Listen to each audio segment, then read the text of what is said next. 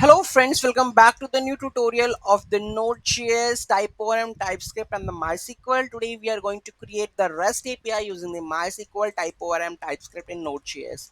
So those who haven't subscribed my channel yet, please do subscribe my channel, and if you like the video, please do like, share and comment on my video.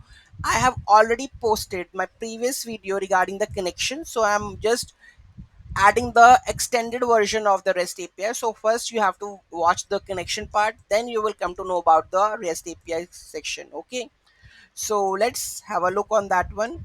So here we have the full-fledged app.ts file.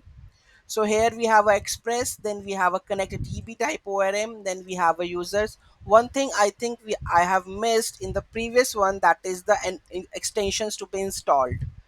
So here we go with the extensions to be installed part. So this is the extensions that we have to add, that is npm installed express type or a MySQL to reflect meta. So you need to install this one. Okay, after this connection db, so here we have a connection, then we are using the express json part for accepting the json from the post request.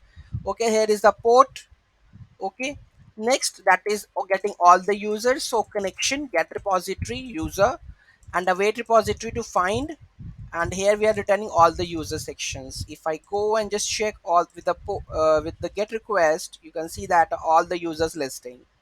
Okay, you can manipulate accordingly, your whatever response you want, you can just manipulate. Okay, so this is the get request users, then we have a post requests. Okay, so here app.post users async request and the response, the here connection dot get repository user.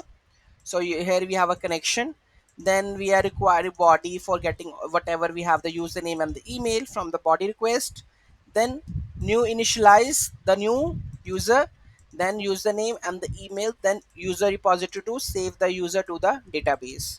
Okay, then we will respond with the created user, whether the user created or not, so it will return that response, else it will throw the error, internal server error, and the last server is running on the port number. Okay, so post part I have already see, done in the previous video. So here is a post and I can add any of the details over here, and you can send it. So whatever I have just added, it is returned, and id3. So if I go and just check over here, you can see that id3 is there.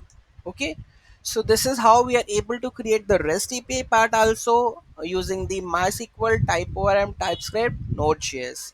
Any doubt, any query, do let me know in the comment section. Thank you so much for watching this video. Have a great day.